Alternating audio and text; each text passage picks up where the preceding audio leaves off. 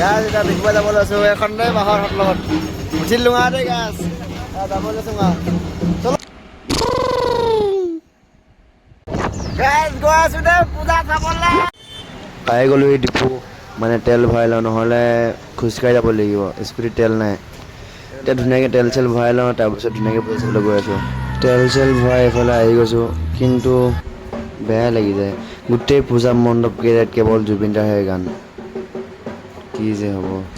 আগত দুৰ্গা পূজা হওঁতে দুৰ্গা মাৰ ফটো চবফালে আছিলে কিন্তু এতিয়া দুৰ্গা পূজাত চবফালে জুবিন দাৰহে ফটো দুৰ্গা মাক দৰ্শন কৰাৰ লগতে জুবিন দাকো সকলোৱে দৰ্শন কৰিছে এইফালে আমি লগৰকেইটাৰ লগত খোজকাঢ়ি আহি থাকোঁতে চাওক না ইমান পোৱালিখিনি অকল কাজিয়া লাগিব আহিছে দুৰ্গা পূজাত বেলেগে আকৌ পূজা চাই ফুৰিছে সিহঁতি আকৌ ৰেল লাইনত কাজিয়া লাগি ফুৰিছে কি যে হ'ব এই পোৱালি পিটকিলি ইফালে কাজিয়া এইফালে ধুনীয়াকৈ পূজা হৈ আছে এইফালে সকলোৱে দিহানাম গাই আছে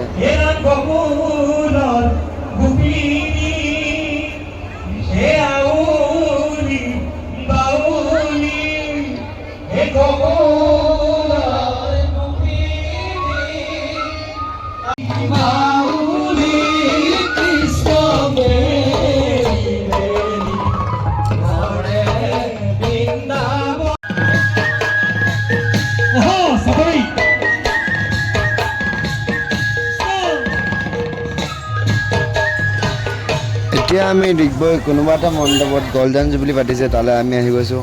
এয়া এইফালে গল্ডেন জুবলি পাতিছে গল্ডেন জুবলি মানে গোটেই গল্ডেনে কৰি দিছে মণ্ডপটো ওপৰে তলে অকল গল্ডেন পূৰা সোণালী বনাই দিছে এইফালে হৈছিল চকাই টকাই এইফালে এইটো গৰু নে কি জানো অঁ গৰুটো গোটেই গল্ডেন কৰি দিছে মানুহ পূৰা ভিৰ লাগিছে দেই গাইছ খালি জেগাটো অকণ ঠেক মাৰি সৰু মৰু এইফালে আমি ডাইৰেক্ট তালৈ মণ্ডপলৈ নোসোমাই কিনে ইয়ালৈ আহি গৈছোঁ মানে জুবিন দাৰ বিষয়ে কিবা কৈ আছিলে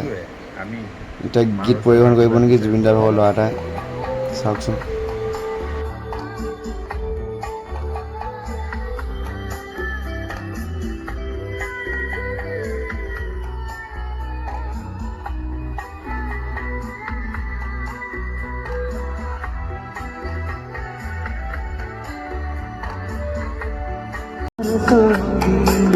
ধৰা